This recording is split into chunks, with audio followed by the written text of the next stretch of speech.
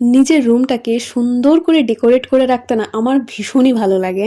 আর যেদিন থেকে নিজে একটু একটু ইনকাম করা শুরু করেছি সেদিন থেকে না নিজের ঘরটাকে আরো সুন্দর করে সাজিয়ে তোলার লোভটা না আমার মনের মধ্যে জেঁকে বসেছে। দেওয়ালে কি লাগালে কিংবা ঘরের কোন কোনায় কোন জিনিসটা রাখলে আমার রুমটা বেশি অ্যাস্থেটিক লাগবে সেটাই সবসময় ভাবতে থাকি আমি। হাই, আমি বেদত্রয়ী। অনেক দিন ধরে ইচ্ছা ছিল এরকম একটা 6 ড্রয়ার অর্গানাইজার গুলো নেবো আমি। আর ব্যাস মিশো থেকে অর্ডার করে দিয়েছিলাম। কোয়ালিটিটা কিন্তু ভীষণই ভালো এসেছিল।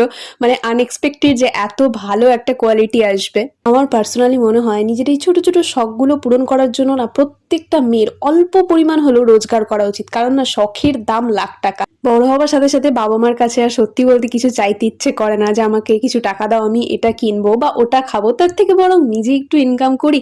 আর নিজের ইনকাম করা টাকা দিয়ে কিছু কেনার যে আনন্দ না সেটা সত্যি বলে বোঝানোর মতো নয়। এখানে মোট 5টা স্টোরেজ অর্গানাইজার ছিল আর 5টা 5 রঙের ছিল, যার জন্য দেখতে একটু বেশি কিউট কিউট টাইপের লাগছিল। এখানে আমি আমার সমস্ত নেল এক্সটেনশনের জিনিস রাখবো বলেই অর্ডারটা করেছিলাম।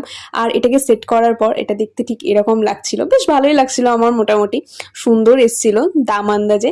সবচেয়ে বড় কথা প্রোডাক্ট কোয়ালিটিটা জাস্ট অপূর্ব ছিল। হ্যাঁ, তোমাদের যদি লিঙ্ক লাগে তাহলে আমাকে অবশ্যই বলো। আজকের জন্য টাটা।